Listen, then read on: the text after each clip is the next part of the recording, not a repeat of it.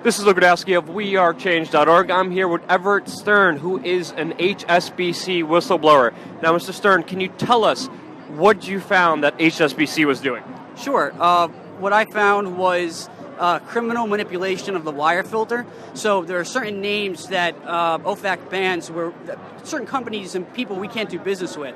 And they're listed in an actual filter. So what these geniuses at HSBC figured out was to just change the codings on the names a little bit, add a dot or a dash, so it wouldn't match with the wire filter and the payments would go through. And that's how hundreds of millions of dollars went from Kariba supermarkets in Africa and Gambia to Tajiko in Lebanon, which is owned by the Tajain brothers, which are financiers of Hezbollah. What kind of organizations, what kind of groups were on that list? Terrorist organizations, Hamas, Hezbollah, drug cartels, Russian mobsters, any bad guy you can possibly think of. Yeah. So you discovered how HSBC was manipulating code in order to wire money and do money laundering for terrorists and criminals and gangs. Yes. Yeah, exactly. Holy cow! I mean, that's just, did they do this for the sole purpose of greed, or like, I know it's hard to theorize, but why do you think HSBC did this? I don't know. I can't comment on why they did it, but I'll tell you though how they're still doing it. What they did is that when I joined, they only had maybe 15 compliance officers in the whole department in Newcastle, Delaware.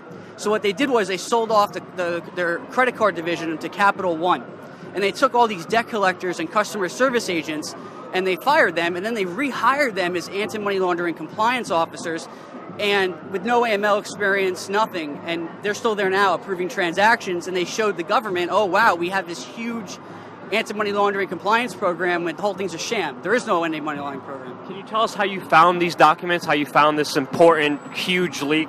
Through simple internet searches and having 2 brain cells in my brain. And you were working there, and that's how you were able to uncover everything? Yeah, I was a anti-money laundering compliance officer there.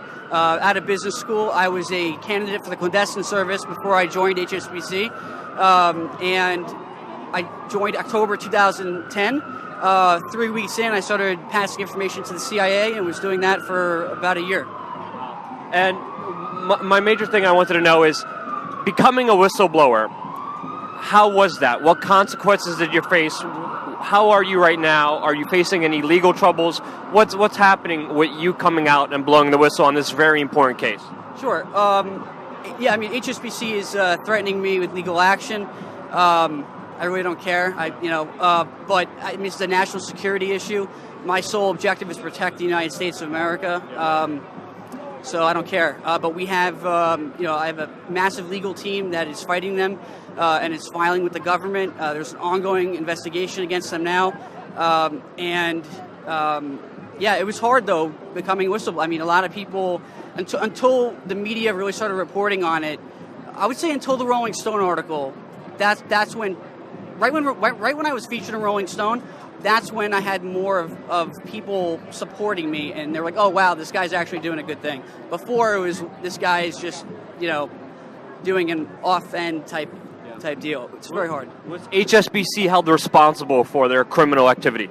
No, they were fined $1.9 billion, and they should have gone to jail. They again, like if I were to donate $1 to Hamas or Hezbollah, I'd go to jail for life. These guys are just no consequence at all, and they're still doing it. And we're not talking about $1. Like, how much money are we talking about? Well, billions. Wow. Billions of dollars. And we're talking to the Zeta drug cartel. 500,000 Americans die a year from drugs. And we're, a block away, there's a bank that's giving money to the drug cartels. That's crazy. The NYPD here, they're getting killed in the streets. At 9/11, you got firefighters. From a block away from here, and they're supporting it, and we're allowing that to go on, all because the administration says they don't want to cause a financial crisis. If there's another 9/11, I can guarantee you that's going to cause another financial crisis. It brought too big to fail to a whole nother level, and it's really disgusting, but it's amazing and beautiful to have human beings like you who are willing to speak out, and I mean this truly because it's amazing what you did. Now, we're here at Occupy Wall Street. Now, I know this isn't probably typically your crowd, but can you tell us why you are here today? I'm here today because this even though as a conservative Republican, this transcends the political issues. And the enemy of my enemy is my friend. I mean, again, I disagree with a lot of what these people are saying. I really do, to be honest with you. But they are willing, they care enough where they're willing to unite against a common enemy, and they care. They just want the best for the country too. So I'm with these people, and I believe in that caring. And I think it's great that they're out here with signs protesting. I think it's awesome. Thank you so much for your heroic actions. People could find you on Stern Everett on Twitter. We're going to have the link in the description. And again, God bless you for all your heroic work and speaking out and uncovering the truth. Thank you.